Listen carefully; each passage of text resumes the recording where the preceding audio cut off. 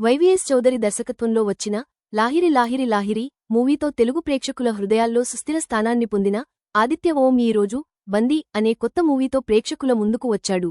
One man show movie కావడం, trailer కూడా ఆసక్తికరంగా ఉండటంతో ప్రేక్షకుల్లో బందీ పై ఒకంత ఆసక్తి నెలకొని ఉంది.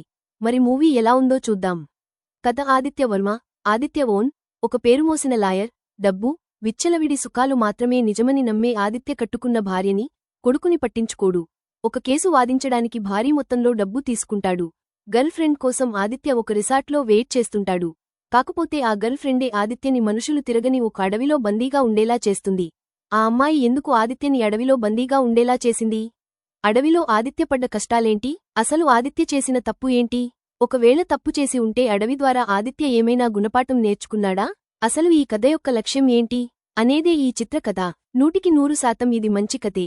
నేటి సమాజంలో కొంతమంది మనుషులు తమని తాము మంచివాళ్లుగా భావిస్తూ, డబ్బు మీద వ్యామోహంతో, అహంకారంతో ప్రవర్తిస్తూ ఎన్నో తప్పులు చేస్తున్నాడు. తద్వారా సమాజానికి ఎంతో అన్యాయం చేస్తున్నారు. ఈ అంశాలనే ఆదిత్య ఓన్ క్యారెక్టర్ ద్వారా ప్రేక్షకులకి చెప్పే ప్రయత్నం చేశారు. కానీ కథనంలోని లోపాల వల్ల ప్రేక్షకుడికి ఎంత మేర ఆకట్టుకుంటుందో చూడాలి.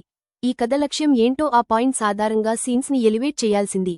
ఒక 2-3 సీన్స్ మాత్రమే ఎలివేట్ అయ్యాయి.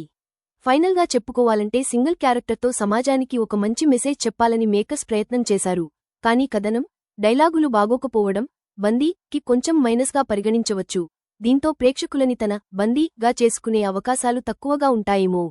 రేటింగ్ 2.55